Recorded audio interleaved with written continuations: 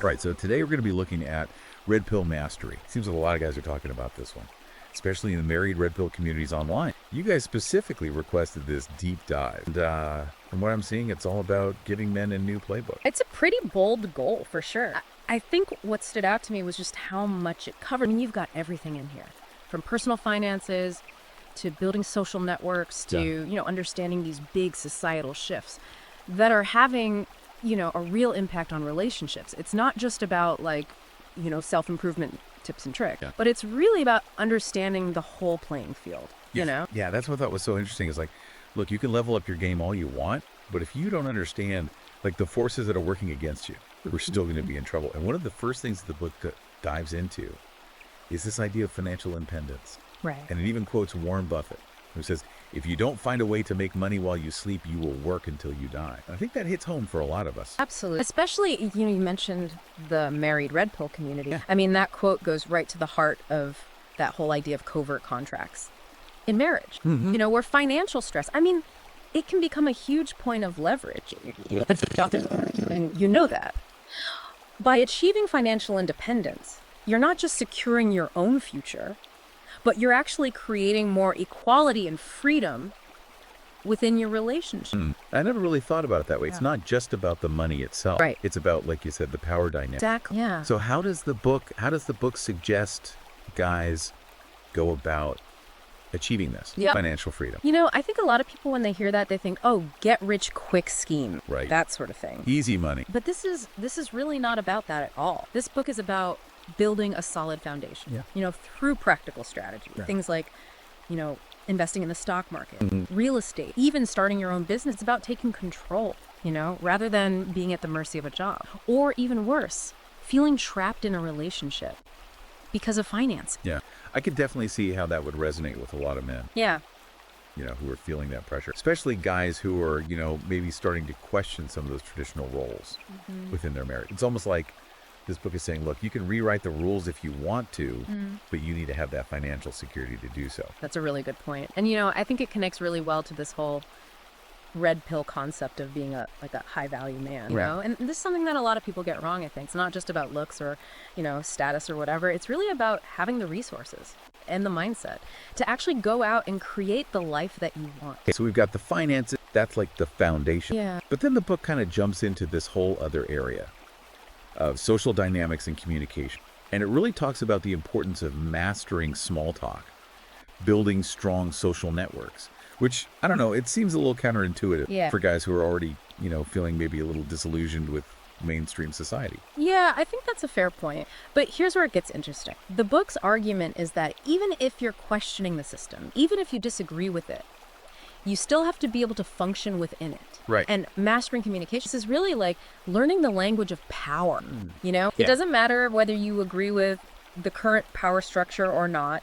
It's about being able to connect with people, build rapport, influence outcomes. So, even if you don't like the game, you still got to learn how to play it. So it's not about conforming. Right. It's about using those skills strategically to get what you want. Yeah. And it actually ties into the red pill concept of game. Oh, okay. Which, I think this book kind of reframes it as a more holistic approach to social dynamics. Understanding human psychology, both male and female, and using that knowledge to navigate social situations, with confidence and with success. Now, for someone who's coming at this specifically from that married red pill perspective, how does the book suggest they apply these skills within their existing relationship? Because it sounds like a lot of this is geared towards, dating and meeting new people. Yeah, no, that's a really good question. I think, what the book emphasizes is that these skills are actually transferable to any relationship, even your marriage.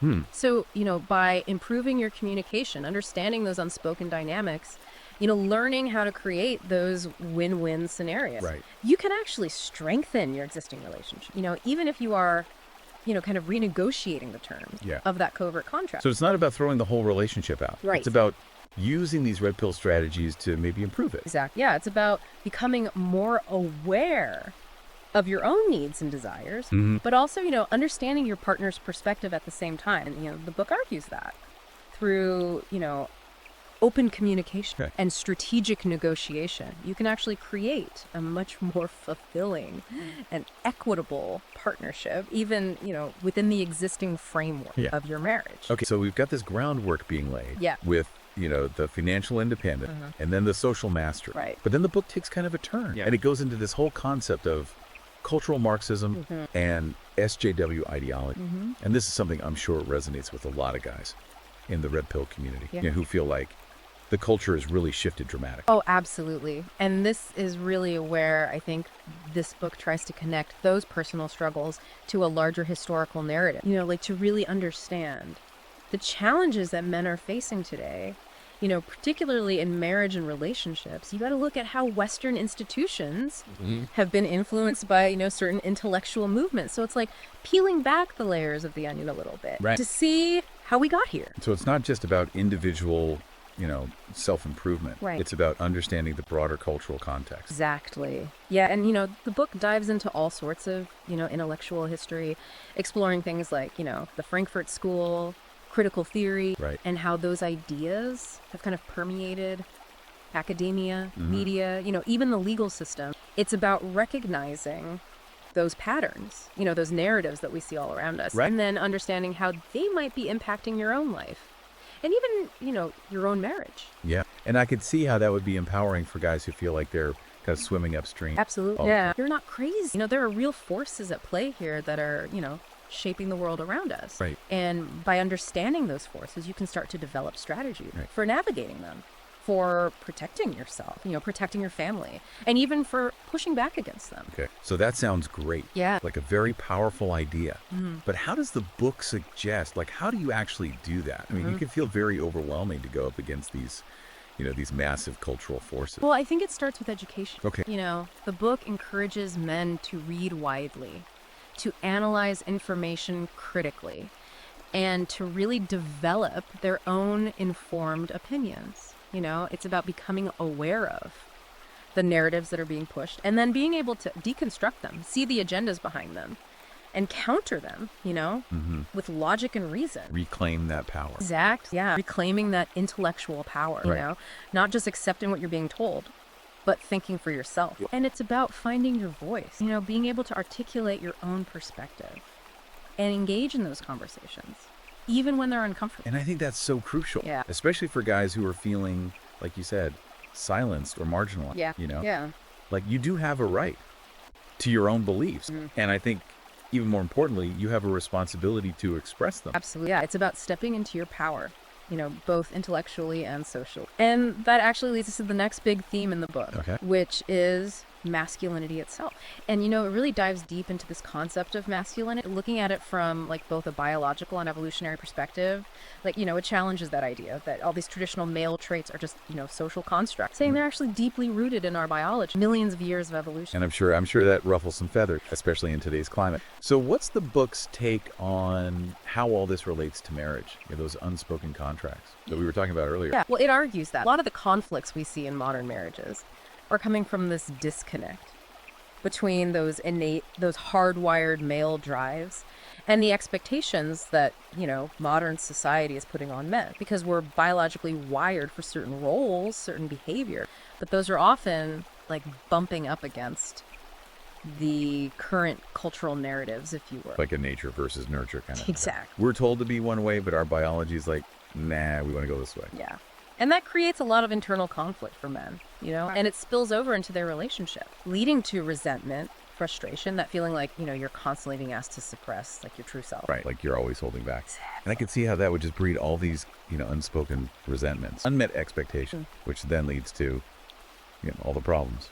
So does the book offer any solutions for bridging this gap? Well, it encourages men to embrace their masculinity, but not in that, toxic way that a lot of people think about when they hear that. It's about understanding those drives, those innate drives, and finding healthy ways to express them, both within your marriage and, in your life in general. So it's not about just conforming to some, outdated stereotype of what it means to be a man. Right. But it's about understanding yourself better. Yeah. And finding a way to kind of be authentically masculine. Right.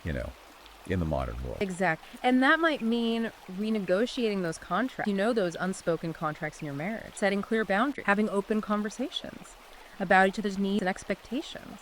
It's about finding that balance between the biological reality of being a man and the complexities of modern relationships. Right. And it's not all internal work, though, right? The book also talks about taking action in the real world. Absolutely. And one of the things that it emphasizes is, physical fitness, almost framing it as a way of kind of reclaiming that primal masculine energy. It's funny you say that because it's not just about, looking good or being healthy. The book actually argues that physical strength and discipline, these are actually essential components of masculinity, not only for yourself, but also to be able to protect the people that you love. It's interesting because for a lot of men in that red pill community, there's this sense that society has become almost increasingly feminized, and that men are being kind of encouraged to be more passive, more, emotionally sensitive. The book definitely tacks into that. It argues that while there's nothing wrong with emotional intelligence, it shouldn't come at the expense of those core masculine traits, like strength, assertiveness, decisiveness. These things have been essential for men, throughout human history for survival and success. So it's about finding that balance, like reclaiming those aspects of masculinity that maybe have been, downplayed a little bit, maybe even demonized in recent decades. It's almost like a call to action, to step up and embrace that responsibility. And it ties back to the covert contract idea too, Yeah. By becoming stronger, both physically and mentally, you're not just improving yourself. You're actually shifting that power dynamic, within your relationship. You're becoming more valuable as a partner. A man who can actually provide and protect, which, let's be honest, that's attractive to women on a primal level. Right. So we've got this understanding of masculinity, reclaiming these more traditional roles, becoming stronger, more self-reliant. Yeah. But the book doesn't stop there, does it? It also dives into this whole world of like personal growth, developing that mindset. Of a red pill master. Yeah. It's about taking all of that external stuff Yeah. and integrating it with a powerful internal transformation. Right. Cultivating those traits that are really essential for success in any area of life. Things like discipline, resilience, confidence, emotional intelligence, the ability to set goals and actually achieve them. So it's almost like a blueprint for becoming like the best version of yourself. Exactly. Yeah. But how does the book suggest guys go about that? I mean, it sounds like a pretty tall order, especially if you're already feeling, kind of stuck in a rut. Well, it's about taking ownership of your own growth. And it offers a lot of practical strategy. Things like, setting clear goals, developing daily routines, practicing mindfulness, seeking out mentors. It's about creating that structure, a system for self-improvement that allows you to consistently, level up. I like that. It's not just hoping for the best. It's like, making a plan. Right. And then taking those deliberate steps. Exactly. Yeah. And that ties back to, the whole red pill philosophy of taking control of your life, recognizing that you're not a victim of circumstance. You are the architect of your own destiny. It's empowering. Yeah. It's saying you have the power to change. You have the power to grow. You can create the life you want. But you got to be willing to put in the work. Exactly. And that work involves not just those external changes, but also that internal transformation, developing that mindset, the emotional resilience, that unwavering self-belief that are, really essential for red pill mastery. So we're building this foundation of self-reliance, this strong internal core. We've got that understanding of masculinity, the forces at play in society,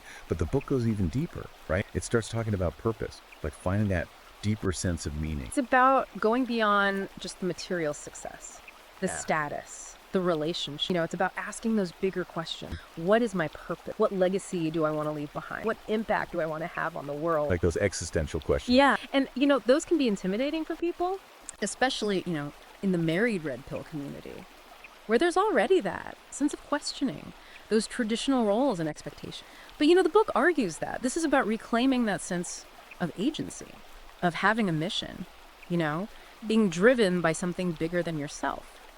And that this is what really separates the men who simply survive from the men who actually thrive. So it's not just about fixing your marriage or achieving financial success. It's about finding that thing that gives you, a reason to get out of bed in the morning. Exactly. And that purpose might be different for every man. For some guys, it might be about being a great father. Right. For others, it might be about building a business or making a difference in their community. Right. But the point is to find that thing that lights you up, that gives you that fire, and then pursue it with passion. It's inspiring. You know, even in a world that feels kind of chaotic and disillusioning, Yeah. you can still create your own meaning, leave your mark on the world. Exactly. And the book argues this is a crucial part of Red Pill Mastery. You know, understanding that you're not just here to consume, you're here to contribute, Right. to create, to make the world a better place than you found it.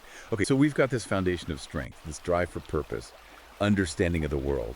But then the book comes back around to relationships, right? Yeah. And specifically those challenges that men are facing Yeah. in the modern dating landscape. And this is where it gets really, red pill, like understanding the dynamics of attraction, Yeah. mastering game, Yeah. navigating this new terrain where the old rules don't seem to apply anymore. Right. And the book actually acknowledges that dating has become incredibly complex, especially for men who are, really committed to this red pill philosophy. And it argues that those traditional dating norms have been disrupted and men need to adapt if they want to be successful. And that's where those red pill tactics come into play. Yeah. The ones that often get, criticized for being manipulative Yeah. or disrespectful. The book actually addresses that head on. And it argues that game is often misunderstood, that it's not about tricks or manipulation, it's about understanding the psychology of attraction and using that knowledge to create genuine connections. So it's about being authentic, but also being strategic. Exactly. Understanding what women are looking for and being able to present yourself in a way that's both, genuine and attractive. Yeah. And it's about being confident, assertive, decisive. These are qualities that are traditionally associated with masculinity, but are often kind of discouraged in today's society. Right. And the book argues that these qualities are actually essential for attracting high-quality partners who are looking for strong, capable And men. again, I can see how that would appeal to a lot of men. Yeah. Or feel like, they're being told to kind of downplay their masculinity. It's like, look, these qualities are not toxic. Yeah. They're actually attractive. Right. Own them, embrace them, and use them to your advantage. Exactly. It's about reclaiming that confidence, that power, but not in a way that's, domineering or controlling, but in a way that's authentic and empowering. But we've covered a lot of ground here. We've talked about the financial independence, social dynamics, the cultural forces at play, masculinity, Yeah. personal growth, purpose, even dating strategy. Yeah. But there's this one piece of the puzzle that we haven't talked about yet, and that's how to deal with failure. Yeah. Because let's face it, no matter how much you prepare, Right. no matter how hard you work, you're going to hit roadblocks. You're going to fail. Right. Absolutely. So how does the book address that? The book is very realistic about this. It acknowledges that failure is inevitable. It's part of the journey. And it's actually an opportunity for growth. Yeah, it's not about avoiding failure. It's about learning to embrace it, seeing it as a stepping stone to success. And the book, emphasizes resilience, that ability to bounce back from setbacks, learn from your mistakes, and just keep moving forward. And it argues that this is one of the most important qualities a red pill man can develop. So how do you build that resilience? Because it's one thing to say, don't give up. Right. But when you're in it, Right. when you're feeling discouraged, Yeah. it's hard. Well, the book provides a framework for reframing failure, for seeing it not as a personal defeat, but as a valuable lesson. So it's about, analyzing what went wrong, identifying areas for improvement, and then adjusting your approach. Turning those failures Yeah. into fuel for future growth. Exactly. It's about developing that, what they call the growth mindset. Right. That belief that you can always learn and improve no matter what challenges you face. And I think that's such a powerful message, especially for men who are struggling, in their marriages or other areas of their lives. It's like, look, it's not over. You can learn from this. You can adapt. You can come back stronger. And that's really the essence of the red pill philosophy. It's not about accepting defeat. It's about taking control, overcoming those challenges, and creating the life that you want. Okay, so we've explored all these different aspects of the red pill, the philosophy, strategies, the mindset. But I keep coming back to this one question. What exactly is that red pill world? Like, what does it actually look like? Because the book is kind of advocating for this, It paints a picture of a world where men embrace their masculinity, where they take responsibility for their own lives, where they build strong relationships based on mutual respect and understanding, where they contribute to society in meaningful ways and they live with purpose, integrity. It sounds kind of utopian, Yeah. but also incredibly challenging. It's like calling for a radical shift, not just in individual consciousness, but in society as a whole. It's definitely ambitious, but the book argues that it's achievable, and it starts with yourself. Taking those steps towards self-improvement and then radiating that outwards, influencing your family, your community, and ultimately the world around you. Like that ripple effect. Exactly. You start with that individual transformation, Yeah. and it creates this wave of change Yeah. that can impact the world. And the book argues this is the only way to create lasting change. Not by trying to force other people to conform, Yeah. but by becoming the change you want to see. Okay, so we're starting to get this picture of what this red pill world could look like. Yeah. But let's bring it back to our listener for a minute. Like, how can he start applying these ideas to his own life? Yeah. Specifically when it comes to his marriage and understanding these societal structures that he's concerned about. Well, I think the first step, as we talked about earlier, is awareness. It's about paying attention to those contracts, those unspoken contracts in your marriage, the power dynamics, the ways in which you might be, compromising your own needs or suppressing your true self. So becoming more mindful, Exactly. more observant, more attuned to those subtle but powerful forces at play. Yeah. And once you have that awareness, you can start making, conscious choices, having those difficult conversations, setting boundaries, and negotiating a more equitable and fulfilling partnership. Yeah, it sounds like it takes a lot of courage, though, and self-awareness to even, start those conversations, challenge those patterns, rock the boat a little bit in a relationship that might feel comfortable on the surface, even if it's not really serving you. It's not easy, but the book argues that it's essential if you want to create a relationship that is truly aligned with your values, your goals. It's about stepping into your power, not in a way that's, domineering or controlling, but in a way that's authentic and empowering. Okay, so we're talking about taking ownership of your marriage, understanding those dynamics, communicating your needs, setting boundaries. But what about those larger societal structures? Yeah. The ones that are impacting relationships, the ones that the book argues are influenced by, cultural Marxism and feminist ideology. Well, the book encourages men to become more informed about those ideologies, to understand their origins, their core arguments, their impact on society. It's about recognizing those narratives, being able to deconstruct them, and then counter them with logic and reason. So it's not just about kind of retreating into your own little world. Okay. You got to engage with the wider culture. Yeah, even if it feels hostile, even if it feels unwelcoming. It's about finding your voice, articulating your perspective, and being part of the conversation. And I think that's crucial, especially for men, who are feeling silenced or marginalized. Yeah. Like, you have a right to your own beliefs. And you have a responsibility to express them. Absolutely. And it's about finding those like-minded people, building those communities of support where you can share your experiences, learn from each other, and strengthen your resolve.